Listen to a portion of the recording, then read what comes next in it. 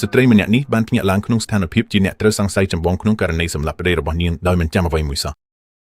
នៅដើមភាពយន្តយើងត្រូវបានណែនាំអំពីស្ត្រីម្នាក់ឈ្មោះមីរ៉ាន់ដាជីវបណ្ឌិតផ្នែកចិត្តវិទ្យាដែលធ្វើការនៅមន្ទីរពេទ្យចិត្តសាស្ត្រសម្រាប់អ្នកជាប់ពន្ធនាគារដែលមានជំងឺផ្លូវចិត្តធ្ងន់ធ្ងរមួយថ្ងៃមីរ៉ាន់ដាកំពុងធ្វើសម័យព្យាបាលជាមួយអ្នកជំងឺម្នាក់ឈ្មោះក្លូអេត្រូវបានដាក់ពន្ធនាគារពីបទសម្លាប់ឪពុកចុងរបស់នាងបន្ទាប់ពីគាត់ព្យាយាមបំពានលើនាងក្នុងសម័យព្យាបាលនោះក្លូអេបាននិយាយម្ដងទៀតអំពីរូបមន្តសម្ងាត់មួយដែលមករំខាននិងបំពានលើនាងរៀងរាល់យប់ទោះជាយ៉ាងណាជីវបណ្ឌិតផ្នែកចិត្តវិទ្យាដែលជឿលើតុលានិងវិទ្យាសាស្ត្រជានិច្ចមីរ៉ាន់ដាចាប់អារម្មណ៍ថាអ្វីដែលក្លូអេពិពណ៌នាគឺគ្រាន់តែជាអាការៈវេទនាដែលបណ្ដាលមកពីជំងឺផ្លូវចិត្តរបស់នាងប៉ុណ្ណោះពេលឃើញថាមីរ៉ាន់ដាមិនជឿនាងសោះក្លូអេចាប់ផ្ដើមបាត់បង់ការត្រួតពិនិត្យខ្លួនហើយស្រែកទោសមីរ៉ាន់ដាដោយកំហឹងទោះជាយ៉ាងណាមីរ៉ាន់ដានៅតែដឹងថាគំនិតរបស់នាងត្រឹមត្រូវហើយសម្រេចបញ្ចប់សម័យព្យាបាលមុននឹងចាក់ចេញពីបន្ទប់អ្នកដឹងដូចម្ដេចថាវាជាភេរវៈវាធ្វើឲ្យខ្ញុំដុតខ្លួនចេញពីខាងក្នុង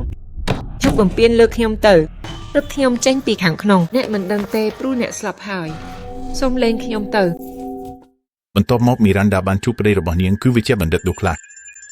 ដូចជាមីរ៉ាន់ដាដូក្លាសក៏ជាវិជ្ជបណ្ឌិតផ្នែកចិត្តវិទ្យាដែរហើយក៏ជានាយកមន្ទីរពេទ្យចិត្តវិទ្យាឧក្រិដ្ឋកម្មដែលពួកគេធ្វើការរួមគ្នាមីរ៉ាន់ដាបានបង្ហាញការតវ៉ាអំពីក្លូអ៊ីដែលបានចំណាយរយៈពេល3ខែចុងក្រោយនេះនិយាយអំពីតួអង្គអាចកំបាំងដូចគ្នានេះរៀងរាល់សម័យព្យាបាលតាមយោបល់របស់មីរ៉ាន់ដាស្ថានភាពរបស់ក្លូអ៊ីមិនមានការកែមកឡើយព្រោះនាងតែងតែបញ្ចប់ដោយនិយាយអំពីរឿងដដែលបន្ទាប់ពីបានស្ដាប់ការព្រួយបារម្ភរបស់នាងដូក្លាសបានផ្ដល់អនុសាសន៍ឲ្យមីរ៉ាន់ដាឲ្យផ្ដោតលើស្ថានភាពផ្លូវចិត្តរបស់ក្លូអ៊ីនិងកុំផ្ដោតចិត្តលើអ្វីដែលគាត់ជឿថាជាការមើលឃើញច្រឡំប៉ុណ្ណោះប៉ុន្មានភ្លឺបន្ទាប់មកមានបុរសម្នាក់ឈ្មោះវិជ្ជបណ្ឌិតភីតមកដល់គាត់ក៏ធ្វើការជាវិជ្ជបណ្ឌិតផ្នែកចិត្តវិទ្យានៅមន្ទីរពេទ្យដែរមិនយូរប៉ុន្មានបន្ទាប់មកដូក្លាសបានសុំអភ័យទោសចេញទៅព្រោះគាត់ត្រូវធ្វើដំណើរទៅតំបន់មួយឈ្មោះ Willow Creek ដើម្បីដោះស្រាយការងារមួយចំនួនបន្ទាប់ពីនិយាយខ្លីជាមួយដូក្លាសនិងភីតមីរ៉ាន់ដាបានទៅជួបវិជ្ជបណ្ឌិតភីលដែលជាឧបនាយកនាយកដ្ឋានមន្ទីរពេទ្យចិត្តវិទ្យាឧក្រិដ្ឋកម្មដើម្បីស្នើសុំឯកសារមួយចំនួនដែលពាក់ព័ន្ធនឹងករណីរបស់ក្លូអ៊ីបន្ទាប់ពីទទួលបានឯកសារដែលនាងត្រូវការមីរ៉ាន់ដាបានត្រឡប់ទៅការិយាល័យរបស់នាងវិញហើយចាប់ផ្ដើមពិនិត្យប្រវត្តិនិងកំណត់ត្រាការព្យាបាលរបស់ក្លូអ៊ីទោះជាយ៉ាងណាពេលវេលាឈានដល់យប់នាងចុងក្រោយសម្រេចចិត្តត្រឡប់ទៅផ្ទះវិញទៅផ្ទះដោយសុវត្ថិភាពបាទខ្ញុំបានទទួលកំណត់សម្គាល់ការងាររបស់អ្នកហើយនៅលើផ្លូវត្រឡប់ទៅផ្ទះនាងបានរកឃើញថាផ្លូវធំដែលនាងប្រើជាទៀងទាត់ត្រូវបានបិទដោយសារការរអិលដីប៉ូលីសម្នាក់ដែលឈរនៅកន្លែងកើតហេតុបានណែនាំឲ្យមីរ៉ាន់ដាប្រែផ្លូវទៅផ្សេងហើយឲ្យឆ្លងស្ពានមួយដើម្បីបន្តដំណើរទៅផ្ទះរបស់នាងខណៈដែលកំពុងបើកឡានត្រឡប់ទៅផ្ទះមីរ៉ាន់ដាកំពុងនិយាយទូរស័ព្ទជាមួយប្តីរបស់នាងនៅពេលនាងរងការភ្ញាក់ផ្អើលភ្លាមដោយក្មេងស្រីម្នាក់មើលទៅអាចកំបាំងឈោមមិនចល័តនៅកណ្ដាលផ្លូវក្នុងពេលភ្លៀងធ្លាក់ខ្លាំងការបង្ហាញខ្លួនភ្លាមរបស់ក្មេងស្រីនោះបានធ្វើឲ្យមីរ៉ាន់ដាបង្រួមឡានភ្លាមដោយធ្វើឲ្យឡាននាងចេញពីផ្លូវនិងស្ទើរតែបង្កឲ្យមានគ្រោះថ្នាក់ពេលឃើញថាខ្លួនក្មេងស្រីពោពេញដោយស្នាមជាមីរ៉ាន់ដាបានចេញពីឡានយ៉ាងលឿនដើម្បីទៅពិនិត្យមើលនាងប៉ុន្តែពេលនាងដើរចូលទៅជិតមានអ្វីមួយគួរឲ្យភ័យខ្លាចកើតឡើងរាងកាយក្មេងស្រីនោះភ្លាមបានរលត់ភ្លើងឡើងមុននឹងនាងលាតដៃចាប់មុខមីរ៉ាន់ដាអ្នកសុខសប្បាយទេប្តីស្រីខ្ញុំជាវិជ្ជបណ្ឌិតខ្ញុំនឹងនាំអ្នកទៅមន្ទីរពេទ្យគុណព្រះជាម្ចាស់អូខេភ្លាមទស្សនៈរបស់មីរ៉ាន់ដាងឹតហើយនាងបាត់ស្មារតីពេលមីរ៉ាន់ដាឡើងវិញនឹងស្មារតីនាងឃើញខ្លួនឯងត្រូវបានចាក់សោនៅក្នុងបន្ទប់សង្កេតមួយដោយភ័យស្លន់ស្លោនិងច្របូកច្របល់នាងចាប់ផ្ដើមស្រែកសួរអំពីចម្លើយភ្លាមរហូតដល់វិជ្ជបណ្ឌិតភីតមកដល់ជាមួយគិលានុបដ្ឋាយិកាច្រើនដើម្បីបន្ធូរមនោសញ្ចេតនារបស់នាងភីតបញ្យល់ថានាងបានស្លាប់ស្មារតីរយៈពេល3ថ្ងៃហើយកំពុងរងការបាត់បង់អនុស្សាវរីយ៍និងមានការប្រែប្រួលអាកប្បកិរិយាខ្លាំងបន្ទាប់មកគាត់សួរមីរ៉ាន់ដាអំពីរឿងចុងក្រោយដែលនាងចង់ចាំបានមុននឹងបាត់ស្មារតីមីរ៉ាន់ដាចង់ចាំបានថានាងបានឃើញក្មេងស្រីម្នាក់មើលមិនច្បាស់ឈរនៅកណ្ដាលផ្លូវខណៈកំពុងត្រឡប់ទៅផ្ទះពីការងារមុននឹងបាត់ស្មារតីដោយមានអារម្មណ៍ច្របូកច្របល់ពីអ្វីដែលកំពុងកើតឡើងមីរ៉ាន់ដាស្នើសុំឃើញប្តីរបស់នាងប៉ុន្តែមុខមាត់របស់ភីតស្ទើរតែប្រែទៅជាភាពធ្ងន់ធ្ងរដោយមិនសូវចង់ប្រាប់គាត់ប្រាប់នាងថានាងមិនអាចឃើញ Douglas បានទៀតឡើយមីរ៉ាន់ដាមានអារម្មណ៍កាន់តែភ័យស្លន់ស្លោហើយទាមទារដឹងថាតើមានអ្វីកើតឡើងភីតចុងក្រោយបានបង្ហាញការពិតដ៏គួរឲ្យភ្ញាក់ផ្អើលមួយ Douglas ស្លាប់ហើយភស្តុតាងទាំងអស់បង្ហាញថាមីរ៉ាន់ដាគឺជាអ្នកសម្លាប់គាត់ខ្ញុំចង់និយាយជាមួយប្តីខ្ញុំគាត់នៅណាអ្នកបានសម្លាប់គាត់ Douglas ស្លាប់ហើយបន្ទាប់ពីបានឮដំណឹងនេះមីរ៉ាន់ដាភ័យស្លន់ស្លោខ្លាំងហើយត្រូវបានចាក់ថ្នាំបំបាត់សន្លប់ប៉ុន្តែជំនួសឲ្យធ្វើឲ្យនាងស្ងប់ស្ងាត់វាបានបណ្ដាលឲ្យនាងឃើញភាពស្រមៃគួរឲ្យភ័យខ្លាចជាច្រើន ในបន្ទាប់មីរ៉ាន់ដាត្រូវបានអនុញ្ញាតឲ្យចេញពីបន្ទប់សង្កេតការណ៍ហើយអាចទំនាក់ទំនងជាមួយអ្នកជំងឺផ្សេងទៀតនៅមន្ទីរពេទ្យនៅទីនោះនាងបានជួបជុំជាមួយឆ្លូវវិញពេលឃើញថាមីរ៉ាន់ដាពីជាគ្រូពេទ្យខ្លាយជាអ្នកជំងឺខ្លួនឯងឆ្ងល់បានដើរចូលមកក្បែរនិងនិយាយសើចស្អប់ស្អំដោយសំឡេងសើចស្អប់ស្អំនាងប្រាប់មីរ៉ាន់ដាថាគ្មាននរណានឹងជួយនាងទៀតទេចុងក្រោយនេះមីរ៉ាន់ដាត្រូវបានមើលឃើញថាមិនខុសអ្វីពីអ្នកជំងឺផ្សេងទៀតនៅក្នុងមន្ទីរពេទ្យនោះទេបន្ទាប់ពីនិយាយចប់ឆ្លូបានជ្រាបកាត់កាសារព័ត៌មានមួយដាក់ក្នុងដៃមីរ៉ាន់ដាមុននឹងដើរចេញទៅពេលមីរ៉ាន់ដាអានអត្ថបទនោះនាងភ្ញាក់ផ្អើលយ៉ាងខ្លាំងពេលឃើញរបាយការណ៍អំពីការស្លាប់របស់ប្តីនាងអត្ថបទនោះពន្យល់ថា Douglas ត្រូវបានសម្លាប់យ៉ាងសាហាវហើយមីរ៉ាន់ដាត្រូវបានកំណត់ថាជាអ្នកត្រូវសង្ស័យចម្បងក្នុងករណីនេះថ្ងៃបន្ទាប់មីរ៉ាន់ដាដេកភ្ញាក់ឡើងបន្ទាប់ពីសម្លេងចម្លែកចេញមកពីក្នុងបន្ទប់ឃុំរបស់នាងពេលនាងដើរទៅកាន់បង្អួចកញ្ចក់វាបានចាប់ផ្ដើមមានអាប់ឡើងភ្លាមទោះបីជាគ្មាននរណាឈរខាងក្រៅក៏ដោយបន្តិចក្រោយពាក្យថាលុំមិនម្នាក់ឯងទេគឺបានលេចឡើងលើកញ្ចក់ដែលព័ទ្ធដោយអបយ៉ាងអាតកំបាំងទោះបីជាភ័យខ្លាចក៏ដោយមីរ៉ាន់ដាក៏ព្យាយាមបញ្ចុះបញ្ចូលខ្លួនឯងថានេះគ្រាន់តែជាអារម្មណ៍វង្វេងប៉ុណ្ណោះមិនពាក់ព័ន្ធអ្វីជាមួយរឿងអាតកំបាំងឡើយមិនយូរប៉ុន្មានក្រោយមកទារុនប្រទេសម្នាក់បានមកផ្ដល់ថ្នាំឲ្យមីរ៉ាន់ដាហើយនាំនាងទៅផ្នែកមូតទឹកជាមួយអ្នកជំងឺផ្សេងទៀតនៅទីនោះមីរ៉ាន់ដាបានឃើញរូបមន្តអាតកំបាំងដែលនាងបានជួបក្បែរស្ទីមម្ដងទៀតរូបមន្តនោះដើរចូលមកកាន់នាងយ៉ាងយឺតមុនពេលវាប្រហែលចូលប្រហារនាងភ្លាមដោយសារភ័យស្លន់ស្លោមីរ៉ាន់ដាប្រយុទ្ធវិញហើយស្រែកសុំជំនួយប៉ុន្តែគ្មាននរណាអាចជួយនាងបានទេប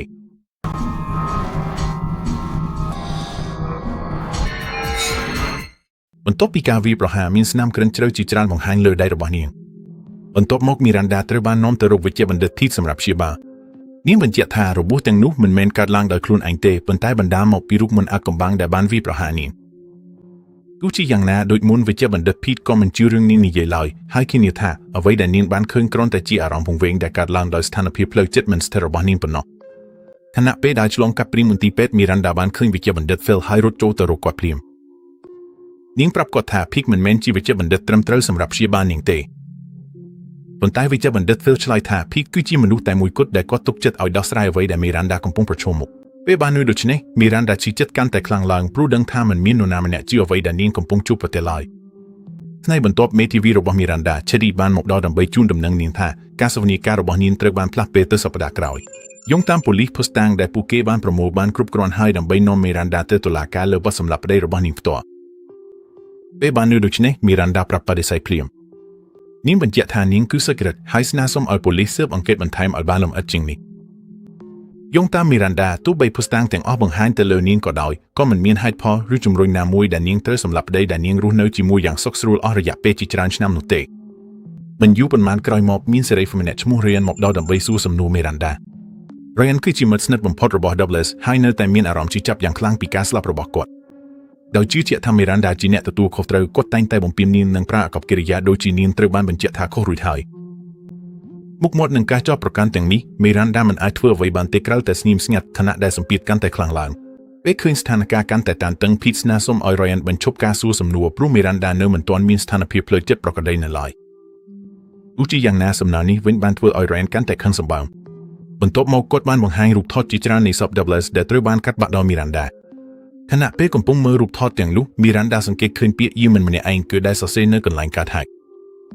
់អ្វីដែលធ្វើឲ្យនាងភ្ញាក់ផ្អើលបន្ថែមទៀតគឺការយល់ដឹងថានាងជាអ្នកសរសេរសារនោះខណៈពេលសម្លាប់ Douglas ទោះបីជាមិនមានការចងចាំអំពីវាឡើយក៏ដោយលីមនេះប្រេះកាត់លើដៃរបស់មីរ៉ាន់ដាក៏ចាប់ផ្ដើមឈាមហូរឡើងវិញពេលនាងដកបាំងចេញមនុស្សទាំងអស់ក្នុងបន្ទប់ភ្ញាក់ផ្អើលពេលឃើញស្នាមរបួសលើដៃនាងបង្កើតជាពាក្យថាមិនម្នាក់ឯងជុកវាអ្នកកំពុងធ្វើអ្វីហើយដើម្បីអ្នកដកវាចេញមីរ៉ាន់ដាកុំមើលវាមីរ៉ាន់ដានោះអ្វីហេតុការណ៍ចម្លែកនេះបានធ្វើឲ្យមនុស្សទាំងអស់ក្នុងបន្ទប់ស្ងៀមស្ងាត់ពេលឃើញស្ថានភាពរបស់មីរ៉ាន់ដាកាន់តែអត្ថរភាពវិជ្ជាបណ្ឌិតភីតចុងក្រោយបានផ្ដល់ថ្នាំបំបល់ឲ្យនាងបណ្ដាលឲ្យនាងសន្លប់ម្ដងទៀតខណៈពេលសន្លប់មីរ៉ាន់ដាចាប់ផ្ដើមមានបទពិសោធន៍នៅសំណុំអនុស្សាវរីយ៍ដែលបានលាក់លៀមយូរមកក្នុងចិត្តនាងក្នុងចក្ខុវិស័យទាំងនេះនាងចងចាំពេលដែលនាងបានជួបក្មេងស្រីអាតកំបាំងម្នាក់ក្បែរស្ពានបន្ទាប់ពីក្មេងស្រីនោះប៉ះមុខនាងមីរ៉ាន់ដាហាក់បីដូចជាបាត់បង់ការត្រួតពិនិត្យខ្លួនឯងបន្ទាប់មកនាងត្រឡប់ទៅផ្ទះដែល Douglas កំពុងរងចាំនាងទោះជាយ៉ាងណាដោយមិនអាចត្រួតពិនិត្យសកម្មភាពរបស់ខ្លួនបានទេមីរ៉ាន់ដាបានវាយប្រហារប្តីរបស់នាងយ៉ាងភ្លាមហើយសម្លាប់គាត់យ៉ាងសាហាវ សំណុំអនុស្សាវរីយ៍ទាំងនេះចុងក្រោយបានធ្វើឲ្យមីរ៉ាន់ដាយល់ដឹងថានាងពិតជានៅកន្លែងកាត់ហេតុនិងបានសម្លាប់ Douglas ដោយដៃរបស់នាងផ្ទាល់ទោះជាយ៉ាងណាមីរ៉ាន់ដានៅតែជឿជាក់ថាមានអ្វីមួយបានគ្រប់គ្រងនាងនៅយប់នោះថ្ងៃបន្ទាប់មីរ៉ាន់ដាបានជួបជាមួយវេជ្ជបណ្ឌិត Phil ហើយចាប់ផ្ដើមប្រាប់គាត់អំពីអ្វីទាំងអស់ដែលនាងចងចាំអំពីយប់ដែល Douglas ស្លាប់ដោយពោពេញទៅដោយអារម្មណ៍ខ្លាចខ្លួននាងទទួលសារភាពថានាងស្ថិតនៅកន្លែងកាត់ហេតុនិងពាក់ព័ន្ធនឹងការស្លាប់របស់ប្តីទោះជាយ៉ាងណានាងបន្តបញ្ជាក់ថានាងស្ថិតនៅក្រោមឥទ្ធិពលនៃអំណាចមួយដែលនាងមិនអាចពន្យល់បានក្នុងអំឡុងពេលពិភាក្សាមីរ៉ាន់ដាស្រាប់តែសង្កេតឃើញរូបថតក្មេងស្រីម្នាក់នៅលើទូររបស់វេជ្ជបណ្ឌិត Phil ខ្ញុំស្ថិតនៅទីនោះពេលដោកត្រូវសម្លាប់ប៉ុន្តែមាននរណាម្នាក់ផ្សេងទៀតនៅទីនោះ ខ្ញុំមិនមែននៅទីនោះម្នាក់ឯងទេដែលនេះមានន័យថាមិនឯកោ មីរ៉ាន់ដាភ្លាមនោះនាងស្គាល់ក្មេងស្រីនោះថាជាមនុស្សដែលនាងបានជួបនៅលើផ្លូវមុនពេលនាងសន្លប់ពេលបានឮដូច្នេះវេជ្ជបណ្ឌិត Phil មានមុខមាត់ភ្ញាក់ផ្អើលយ៉ាងច្បាស់ហើយពន្យល់ថាក្មេងស្រីនោះគឺ Rachel កូនស្រីរបស់គាត់ដែលបានស្លាប់កាលពី4ឆ្នាំមុនបន្ទាប់មក Phil បង្ហាញថាសពរបស់ Rachel ត្រូវបានរកឃើញនៅក្នុងទន្លេក្រោមស្ពានដែល Miranda បានឆ្លងកាត់កាលយប់ដែលមានអ្វីកើតឡើងការបង្ហាញនេះធ្វើឲ្យ Miranda មានជំនឿកាន់តែខ្លាំងថា Rachel មានការភ្ជាប់ណាមួយជាមួយព្រឹត្តិការណ៍ចម្លែកដែលនាងកំពុងប្រឈមមុខមួយយប់ Miranda ត្រូវបានវិញ្ញាណរបស់ Rachel មកទស្សនាម្ដងទៀតទោះបីមុននេះ Miranda មិនដែលជឿលើរឿងអាថ៌កំបាំងសោះក៏ដោយប៉ុន្តែឥឡូវនេះនាងព្យាយាមនិយាយជាមួយ Rachel ហើយសុំឲ្យ Rachel បើកទ្វារក្រឡងរបស់នាងយ៉ាងចម្លែក Rachel បានធ្វើតាមពិតដូចជានាងកំពុងព្យាយាមណែនាំ Miranda ឲ្យទៅរកអ្វីមួយបន្ទាប់មក Rachel បានបង្ហាញខ្លួនរយៈពេលខ្លីបំភ័យ Miranda ហើយស្ទើរតែធ្វើឲ្យនាងត្រូវអ្នកសម្អាតម្នាក់ឃើញ Miranda បានប្រើឱកាសនោះយកដាវប៉ាន់មួយពីទូរបស់អ្នកសម្អាតដោយសង្ញាក់បន្តិចក្រោយមក Miranda អាចបើកការិយាល័យរបស់ Pete បានហើយយកសការិយាល័យរបស់នាងវិញប៉ុន្តែកុំព្យូទ័ររបស់ Pete ស្រាប់តែបើកដោយខ្លួនឯងហើយបង្ហាញអត្ថបទមួយអំពីការស្លាប់របស់ Rachel ដែលត្រូវបានសន្និដ្ឋានថាជាការសម្លាប់ខ្លួននៅពេលនោះ Miranda សង្កេតឃើញរូបរាងរបស់ Rachel នៅលើអេក្រង់កាមេរ៉ាសុវត្ថិភាពដោយឈរមិនចល័តនៅខាងក្រៅបន្ទប់របស់ឆ្លូដោយមានអារម្មណ៍ថាមានអ្វីមិនប្រក្រតី Miranda ប្រញាប់រត់ទៅបន្ទប់ឆ្នូហើយសំឡេងគោះខ្លាំងចេញពីខាងក្នុងពេលនាងយ៉ាំមើលតាមទ្វារនាងភ័យខ្លាចខ្លាំងណាស់ពេលឃើញឆ្លូកំពុងត្រូវបុរសម្នាក់ដែលមានស្នាមសាក់រូបស្ត្រីកំពុងចេះលើទ្រូងធ្វើទារុណកម្មGenau.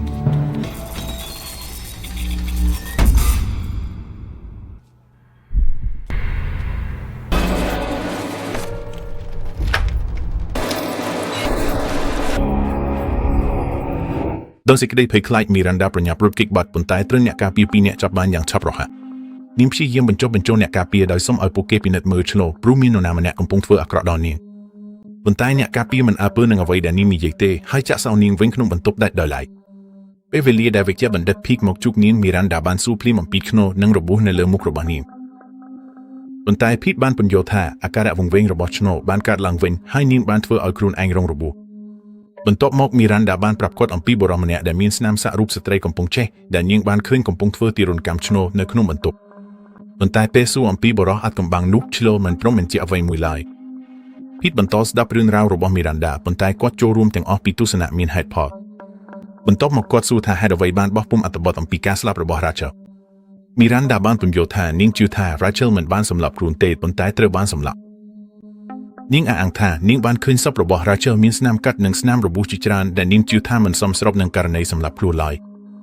ប៉ុន្តែ Pete នៅតែជឿជាក់ថាការស៊ើបអង្កេតបានសន្និដ្ឋានយ៉ាងច្បាស់ថាការស្លាប់របស់ Rachel គឺជាករណីសម្លាប់ខ្លួនបន្ទាប់ពីស្ដាប់ការអះអាងរបស់ Miranda Pete កាន់តែជឿជាក់ថាស្ថានភាពផ្លូវចិត្តរបស់នាងកាន់តែធ្ងន់ធ្ងរហើយបដិសេធអ្វីទាំងអស់ដែលនាងនិយាយដោយចាត់ទុកថាជាផ្នែកមួយនៃការមានអារម្មណ៍វេខ្យង់ដែលនាងកំពុងប្រឈម Rachel Poison មិនបានសម្លាប់ខ្លួនទេអ្វីដែលខ្ញុំដឹងគឺខ្ញុំបានឃើញក្មេងស្រីនេះ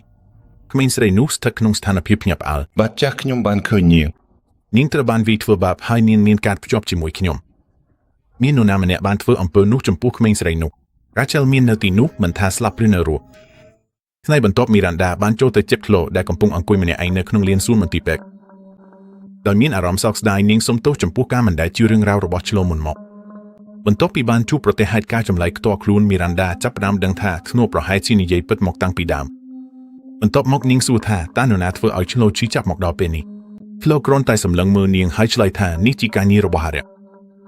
ខណៈឆ្លូអប Miranda នាងបន្តប្រមានថាអារក្សនឹងធ្វើឲ្យ Miranda ក្លាយជាស្វេកទៅបន្ទាប់របស់វាមិនយូរប៉ុន្មានក្រោយមក Miranda ត្រូវបានផ្ទេរទៅបន្ទប់សង្កេតពិសេសមួយប៉ុន្តែវិញ្ញាណរបស់ Rachel បានត្រឡប់មកវិញហើយចាប់ផ្ដើមរំខាននាងធ្វើឲ្យ Miranda ភ័យខ្លាចខ្លាំង ពេលឃើញនាងកំពុងស្រែកនិងប្រព្រឹត្តខ្លួនមិនអាចគ្រប់គ្រងបានបុគ្គលិកបានរត់ចូលបន្ទប់យ៉ាងលឿនដើម្បីចាប់កាន់នាងនៅចំកណ្ដាលភាពចលាចលនោះមីរ៉ាន់ដាបានឃើញឱកាសយកសមមួយកូនហើយគេចខ្លួនចេញនៅទីនោះទៅផ្លូវនេះទៅណាទីអត់ទ្វារ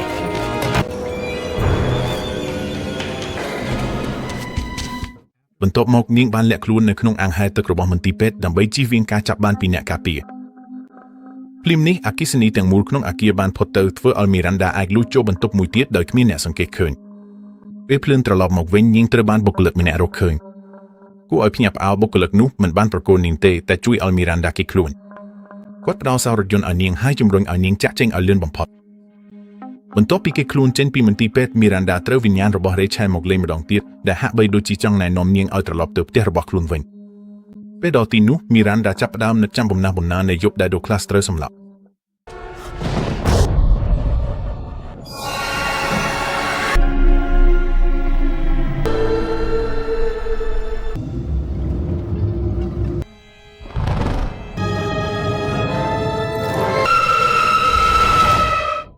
ដោយសារមានអារម្មណ៍ខ្លាំងនឹងបំណុលនាងមានអារម្មណ៍បែកបាក់ព្រោះដឹងថាខ្លួនជាអ្នកទទួលខុសត្រូវចំពោះការស្លាប់របស់ប្តីខណៈពេលកំពុងសោកស្ដាយនិងគិតអំពីអនុស្សាវរីយ៍ដែលនាងបានចែករំលែកជាមួយដូក្លាសមីរ៉ាន់ដាត្រូវចាប់អារម្មណ៍ទៅលើរូបថតមួយរបស់ពួកគេនៅផ្ទះមួយដែលស្ថិតនៅតំបន់ឈ្មោះ Willow Creek ដោយជឿថាកន្លែងនោះអាចមានសម្លាយសំខាន់នាងសម្រេចចិត្តទៅទីនោះបន្ទាប់ពីស្វែងរកនៅលើដំណាក់កាលនោះមីរ៉ាន់ដាចូលទៅក្នុងឃ្លាំងផ្ទុករបស់ហើយកើតការសង្ស័យពេលនាងរកឃើញប្រអប់ដែលមានឧបករណ៍ថតរូបជាច្រើនជាកម្មសិទ្ធិរបស់ដូក្លាសការសង្ស័យរបស់នាងកាន់តែខ្លាំងឡើងពេលនាងរកឃើញទ្វារលាក់មួយនាំទៅកាន់ចិន្តាមប្រំដី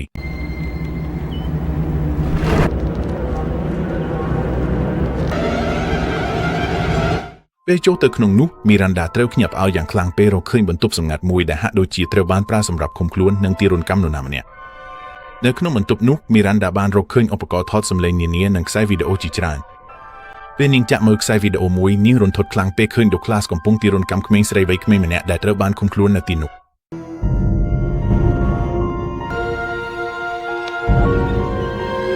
ចេញទៅហើយក៏ល្អដែរខ្ញុំស្រឡាញ់អ្នកការរកឃើញនេះបានបង្ហាញចេញនៅអាថ៌កំបាំងនិតដែលប្តីនាងបានលាក់សម្ងាត់អស់រយៈពេលជាច្រើនឆ្នាំចុងក្រោយបានបង្ហាញថាដូក្លាសបានលួចចាប់ព្រួយឃុំខ្លួននិងទារុណកម្មក្មេងស្រីវ័យក្មេងជាច្រើននាក់ភ្លាមនោះមីរ៉ាន់ដាបាននឿសំឡេងជាងដើរចេញពីលើជាន់ហើយកំពុងតែយឺតចុះមកបន្ទប់ក្រោមដីនាងដើរចូលទៅជិតជណ្ដើរយ៉ាងប្រុងប្រយ័ត្នប៉ុន្តែទើបតែដល់ជណ្ដើរប៉ូលីសម្នាក់បានប៉ះពាល់នាងហើយបញ្ជាឲ្យនាងបោះកាំបិតដែលកំពុងកាន់ចោលប៉ុន្មានវិនាទីបន្ទាប់មានដៃមួយគូស្រាប់តែចេញពីក្រោយទ្វារសម្ងាត់ក្រោមជណ្ដើរវាជាក្មេងស្រីវ័យក្មេងម្នាក់ដែលកំពុងសុំសង្គ្រោះយ៉ាងអាស្រ័យឲ្យជួយដោះលែងការរកឃើញនេះបន្ថែមការបញ្ជាក់ថាកន្លែងនេះពិតជាត្រូវបានប្រើសម្រាប់ឃុំខ្លួនជនរងគ្រោះបន្តិចក្រោយមកមីរ៉ាន់ដាត្រូវបានបញ្ជូនទៅកាន់ការគ្រប់គ្រងរបស់ប៉ូលីសក្នុងអំឡុងពេលនោះដុកទ័រភីតនិងមេធាវីរបស់នាងលោកតេឌីបានជំរុញឲ្យរីអាននាំមីរ៉ាន់ដាត្រឡប់ទៅមន្ទីរពេទ្យផ្លូវចិត្តវិញទោះជាយ៉ាងណារីអានបដិសេធព្រោះគាត់ជឿថាករណីនេះនៅមានសំណួរច្រើនដែលមិនទាន់មានចម្លើយចុងក្រោយមីរ៉ាន់ដានៅតែជាអ្នកត្រូវសង្ស័យសំខាន់ក្នុងករណីសម្លាប់ដូក្លាសហើយរីអានចង់បន្តស៊ើបអង្កេតអំពីនាងមុនធ្វើសេចក្តីសម្រេចណាមួយក្នុងអំឡុងពេលនោះដុកទ័រភីលបានជួបជាមួយមីរ៉ាន់ដាហើយទទួលសារថាគាត់មានអារម្មណ៍បែកបាក់ខ្លាំងបន្ទាប់ពីដឹងការពិតអំពីបទឧក្រិដ្ឋកម្មដែលដូក្លាសបានលាក់សម្ងាត់អស់រយៈពេលជាច្រើនឆ្នាំមីរ៉ាន់ដាក៏មានអារម្មណ៍ថាត្រូវបានដូក្លាសបោកប្រាស់ដែរអស់រយៈពេលជាច្រើនឆ្នាំនាងបានទុកចិត្តលើគាត់យ៉ាងពេញលេញហើយមិនដែលសង្ស័យអំពីបុរសដែលគាត់បង្ហាញខ្លួនឡើយទើបពេលឥឡូវនេះនាងទើបបានដឹងថាប្តីរបស់នាងមិនមែនជាមនុស្សល្អនិងគួរឲ្យគោរពដូចដែលនាងជឿនោះទេបន្ទាប់មកមីរ៉ាន់ដាបានពន្យល់ថាវិញ្ញាណរបស់រេឆែលឆ្នះជាអ្នកណែនាំនាងឲ្យរកឃើញអាថ៌កំបាំងនិតទាំងនោះនាងក៏បានបញ្ចុះបញ្ចូលឲ្យភីលយល់ថារេឆែលគឺជាជនរងគ្រោះម្នាក់របស់ដូក្លាសហើយការស្លាប់របស់នាងមិនមែនជាការធ្វើអត្តឃាតទេយោងតាមមីរ៉ាន់ដានេះហើយជាមូលហេតុដែលរេឆែលតែងតែទុកសារថាលើមិនម្នាក់ឯងគឺដែលជាការព្រមានថារេឆែលមិនមែនជាជនរងគ្រោះតែម្នាក់ឯងនៃបទឧក្រិដ្ឋកម្មរបស់ដូក្លាសទេបន្ទាប់មកដុកទ័រភីលបានបង្ហាញថាគាត់តែងតែសុបិនឃើញរេឆែលកំពុងឆេះក្នុងភ្លើងពេលបានឮដូច្នេះមីរ៉ាន់ដាបានប្រាប់គាត់ថានៅពេលនាងជួបវិញ្ញាណរបស់រេឆែលលើកដំបូងនាងក៏បានឃើញនាងកំពុងឆេះក្នុងភ្លើងដែរមីរ៉ាន់ដាជឿថាវាអាចជាសំណើចមួយដែលរេឆែលកំពុងព្យាយាមទុកសម្រាប់ក្រោយប៉ុន្តែរហូតមកនាងនៅតែមិនដឹងថាវាមានន័យអ្វីទេខ្ញុំតែងតែសុបិនឃើញនាងជាញឹកញាប់នាងកំពុងឆេះក្នុងភ្លើងខ្ញុំក៏បានឃើញនាងដូចគ្នាទេវាមានន័យថាម៉េចដែរមួយយប់មីរ៉ាន់ដាបានស្នើឲ្យរេអានជួបនាងដើម្បីអាចពិភាក្សាអំពីទ្រឹស្ដីមួយដែលនាងកំពុងអភិវឌ្ឍ បន្ទាប់ពីប្រមូលផ្ដុំសំណើចទាំងឡាយដែលរេឆែបានទុកសម្រាប់ក្រោយមីរ៉ាន់ដាចាប់ផ្ដើមយល់ពីនៃពិតនៃសារឌីមិនម្នាក់ឯងតាមការយល់ឃើញរបស់នាងសានេះមិនមែនមានន័យថារេឆែគឺជាជនរងគ្រោះតែម្នាក់ឯងទេវាក៏ជាការប្រមានផងដែរថាដូក្លាសមិនបានធ្វើអំពើនេះម្នាក់ឯងទេហើយមានអ្នកប្រព្រឹត្តអំពើមួយទៀតនៅតែស្ថិតនៅខាងក្រៅមីរ៉ាន់ដាជឿជាក់ថាវាជាការពិតព្រោះថាហើយទោះបីជាបទក្រិតរបស់ដូក្លាសត្រូវបានបង្ហាញចេញនិងដូក្លាសផ្ទាល់ក៏ស្លាប់ទៅហើយក៏ដោយតែវិញ្ញាណរបស់រេឆែលនៅតែបន្តរំខាននាងដូចជាមានរឿងមួយនៅមិនទាន់បញ្ចប់បន្ទាប់មកមីរ៉ាន់ដាបានចែករំលែកការសង្ស័យរបស់នាងអំពីបុរសម្នាក់ដែលមានស្នាមសាក់រូបស្ត្រីកំពុងចេះលើទ្រូងនាងជឿថាបុរសនេះគឺជាអ្នកប្រព្រឹត្តអំពើទី2ដែលរេឆែលតែងតែព្យាយាមបង្ហាញឲ្យឃើញជានិច្ចមូលហេតុដែលមីរ៉ាន់ដាជឿជាក់ថាអ្នកប្រព្រឹត្តអំពើទី2គឺបុរសដែលមានស្នាមសាក់រូបស្ត្រីកំពុងចេះនោះគឺព្រោះរេឆែលតែងតែបង្ហាញខ្លួននៅក្នុងព្រឹលភ្លើងរំលេចជានិច្ចសម្រាប់មីរ៉ាន់ដានេះហាក់ដូចជាវិធីដែលរេឆែលកំពុងបង្ហាញទៅកាន់ស្នាមសាក់ដែលអ្នកប្រព្រឹត្តអំពើពាក់គួរឲ្យចាប់អារម្មណ៍មីរ៉ាន់ដាមិនមែនជាមនុស្សតែម្នាក់ឯងដែលបានឃើញរូបភាពនេះទេវិជ្ជាបណ្ឌិតភីលក៏ទទួលសារថាអស់រយៈពេលជាច្រើនឆ្នាំគាត់តែងតែសុបិនឃើញរេឆែលកំពុងរលត់ក្នុងភ្លើងជាញឹកញាប់នេះបង្ហាញថារេឆែលបានព្យាយាមទុកសញ្ញាសម្ងាត់អំពីអ្នកសម្លាប់ខ្លួនរយៈពេលយូរមកហើយប៉ុន្តែមីរ៉ាន់ដាជាមនុស្សតែម្នាក់ឯងដែលអាចខ្ជាប់បំណែកទាំងនោះចូលគ្នាហើយយល់ថាសញ្ញាទាំងនោះមានន័យអ្វីពិតប្រាកដទោះជាយ៉ាងណានៅពេលដែលនាងនិយាយអំពីទ្រឹស្ដីនេះមុខរបស់រីអនក៏ផ្លាស់ប្ដូរយ៉ាងឆាប់រហ័សជាវិជ្ជាបណ្ឌិតផ្នែកចិត្តវិទ្យាមីរ៉ាន់ដាធ្លាប់ស្គាល់ការអានភាសាខ្លួននិងអារម្មណ៍របស់មនុស្សហើយនាងក៏មើលឃើញយ៉ាងឆាប់រហ័សថារីអនហាក់ដូចជាភ័យស្លន់ស្លោនិងមិនសុខចិត្តនៅពេលនោះមីរ៉ាន់ដាចាំបានថារីអនគឺជាមិត្តស្និទ្ធបំផុតរបស់ដូក្លាសហើយគាត់ស្ថិតនៅក្បែរគាត់អស់រយៈពេលជាច្រើនឆ្នាំភ្លាមនេះមីរ៉ាន់ដាបានដឹងថាមនុស្សទី2ដែលនាងកំពុងស្វែងរកគឺរីអនផ្ទាល់ខ្ញុំដឹងថាវាមានន័យអ្វីខ្ញុំមិនម្នាក់ឯងទេមានអ្នកសម្លាប់2នាក់ឆ្លូអេត្រូវបានបំពានដោយបុរសម្នាក់ដែលមានស្នាមសាក់អេណាម៉ាសាឡាផាសុននិងខ្ញុំទាំងពីរបានឃើញក្មេងស្រីម្នាក់កំពុងឆេះក្នុងភ្លើងអ្នកឃើញស្នាមសាក់នេះផ្ទាល់ភ្នែកគឺខ្ញុំបានឃើញអង្អើយនេះវាប្រៀបដូចជាអ្វីមួយអាក្រក់ណាស់ខ្ញុំគ្រាន់តែព្យាយាមដាក់ខ្លួនឯងទៅក្នុងទីតាំងរបស់បុរសនេះហើយអ្នកគឺជាភាពគំរាមកំហែងដ៏ធំសម្រាប់បុរសនេះដល់ថ្នាក់អស់សង្ឃឹមដល់ថ្នាក់និយាយជាមួយខ្ញុំទេមីរ៉ាន់ដាបានព្យាយាមគេឃ្លាមប៉ុន្តែរីអនអាចចាប់នាងបានក្នុងពេលប្រយុទ្ធគ្នានាងបានរុញអាវរបស់គាត់ចេញហើយរកឃើញស្នាមសាក់រូបស្ត្រីកំពុងចេះនៅលើទ្រូងគាត់ដែលដូចគ្នាពិតប្រាកដនឹងស្នាមសាក់ដែលនាងបានឃើញលើបុរសដែលហាក់ដូចជាកំពុងទារុណកម្មឆ្លូអេការរកឃើញនេះបានបញ្ជាក់ឲ្យដឹងថាសង្ស័យទាំងអស់របស់នាងគឺពិតចុងក្រោយនេះត្រូវបានបង្ហាញច្បាស់ថារីអនមិនត្រឹមតែជាមិត្តស្និទ្ធបំផុតរបស់ដូក្លាសទេប៉ុន្តែគាត់ក៏ជាដៃគូរបស់គាត់ក្នុងបទល្មើសសាហាវជាច្រើនផងដែរ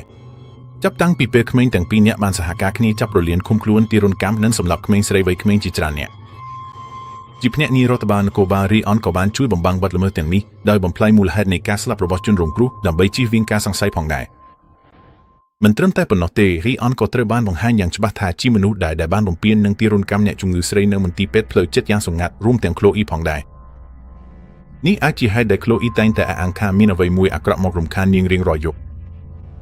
បន្ទាប់មករីអនបានយកសេរ៉ាំងដែលមានថ្នាំបំបិលសិតមួយដើម្បីព្យាយាមបិទមាត់មីរ៉ាន់ដាទោះយ៉ាងណានៅពេលគាត់កំពុងតែត្រៀមចាក់ថ្នាំនាងភ្លើងក្នុងបន្ទប់បានចាប់ផ្ដើមភ្លឺផ្លេតធ្វើឲ្យគាត់បាត់ការផ្ដោតអារម្មណ៍មីរ៉ាន់ដាចាប់ឱកាសនេះរត់គេចខ្លួនហើយទម្លាក់ក្រោមទៅមួយនៅក្បែររីអនបានដេញតាមនាងភ្លាមហើយបាញ់កាំភ្លើងច្រើនគ្រាប់ក្នុងដំណើរនោះប៉ុន្តែគ្រាប់កាំភ្លើងមួយបានបុកបំពង់អ៊ូស្មានធ្វើឲ្យអ៊ូស្មានចេញលេចចូលបន្ទប់ខណៈពេលគាត់កំពុងស្វែងរកមីរ៉ាន់ដាវិញ្ញាណរបស់រេឆែលបានបង្ហាញខ្លួនភ្លាមហើយធ្វើឲ្យគាត់រំខានរីអនចាប់ផ្ដើមដេញតាមរេឆែលហើយបាញ់កាំភ្លើងម្ដងទៀតដោយមិនដឹងថាបន្ទប់ពោពេញដោយអ៊ូស្មានការបាញ់កាំភ្លើងនោះបានបង្កឲ្យមានការផ្ទុះដ៏ធំមួយដែលឆេះគាត់ទាំងមូលក្នុងអំឡុងភាពចលាចលនោះមីរ៉ាន់ដាបង្ហាញខ្លួនជាមួយកាំភ្លើងដែលនាងរកឃើញក្រោមតុហើយបាញ់រីអនស្លាប់ចុងក្រោយមីរ៉ាន់ដាអាចសម្លាប់រីអនបានបុរសដែលធ្លាប់សហការជាមួយដូក្លាសក្នុងបទឧក្រិដ្ឋកម្មសាហាវជាច្រើនឥឡូវនេះអ្នកប្រព្រឹត្តបទល្មើសទាំងពីរត្រូវបានស្លាប់ហើយការពិតត្រូវបានបង្ហាញចេញវិញវិញ្ញាណរបស់រេឆែលក៏អាចសម្រាប់ស្ងប់បានជាចុងក្រោយមួយឆ្នាំបន្ទាប់ពីការពិតត្រូវបានបង្ហាញចេញវិញមីរ៉ាន់ដានិងក្លូអេត្រូវបានសម្អាតចេញពីការចាប់ប្រកាន់ទាំងអស់ដែលធ្លាប់ជួលលើពួកគេខណៈពេលពួកគេដើរជាមួយគ្នាមីរ៉ាន់ដាបានបង្ហាញថាចាប់តាំងពីព្រឹត្តិការណ៍ទាំងនោះនាងមានសមត្ថភាពមើលឃើញនិងមានអារម្មណ៍ដឹងពីវិញ្ញាណដែលមុននេះមិនធ្លាប់មានសមត្ថភាពនោះឡើយចំណែកឯក្លូអេក៏អាចរស់នៅជីវិតធម្មតាវិញបានចុងក្រោយបន្ទាប់ពីរីអនស្លាប់បុរសដែលធ្លាប់ធ្វើឲ្យនាងទទួលទុក្ខវេទនាបន្ទាប់ពីក្លូអេចេញទៅមីរ៉ាន់ដាបានឃើញវិញ្ញាណក្មេងប្រុសម្នាក់ឈរនៅកណ្ដាលផ្លូវយ៉ាងភ្លាមដោយមិនដឹងខ្លួនមានស្លាកប្រកាសមនុស្សបាត់មុខក្មេងប្រុសនោះបិទនៅលើសមមួយក្បែរបង្ហាញថាគេត្រូវបានរីកាបាត់ខ្លួនយូរមកហើយឈុតនឹងបង្ហាញយ៉ាងច្បាស់ថាក្មេងប្រុសនោះបានស្លាប់រួចហើយវិញ្ញាណរបស់គេប្រហែលជាចង់សុំជំនួយពីមីរ៉ាន់ដាដោយដែលរេឆែលធ្លាប់ធ្វើដើម្បីបង្ហាញសេចក្តីពិតពីការបាត់ខ្លួននិងការស្លាប់របស់គេភាពយន្តនេះបង្រៀនយើងថាសេចក្តីពិតមិនអាចលាក់លៀមបានជារៀងរហូតទេមិនថាប្រព្រឹត្តអំពើឧក្រិដ្ឋកម្មនោះត្រូវបានលាក់បាំងយ៉ាងម៉េចក៏ដោយ Grafika ក៏បង្ហាញផងដែរថាមនុស្សដែលមើលទៅសប្បុរសនិងគួរឲ្យទុកចិត្តបំផុតអាចជាមនុស្សដែលលាក់សម្ងាត់អាក្រក់បំផុតផងដែរលើសពីភាពអាថ៌កំបាំងនិងឃាតអាថ៌កំបាំងលើធម្មជាតិរបស់វាភាពយន្តនេះក៏រំលឹកឲ្យយើងកុំប្រញាប់បដិសេធរឿងរ៉ាវរបស់នរណាម្នាក់ទេព្រោះតែវាសំបីតែស្ដាប់ទៅមិនអាចជឿឬមិនសមហេតុផលពេលខ្លះអ្វីដែលមើលទៅដូចជាភាពវឹកវរឬស្រមៃអាចជាសេចក្តីពិតដែលកំពុងរង់ចាំឲ្យត្រូវបង្ហាញហើយជាមួយនឹងនេះរឿងនេះក៏បានបញ្ចប់